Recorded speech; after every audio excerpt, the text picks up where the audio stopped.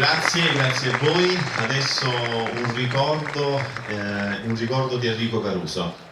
Un ricordo di Enrico Caruso, questo personaggio che appunto è diventato un'icona nell'ambito della storia della musica, dell'opera lirica e del bel canto italiano.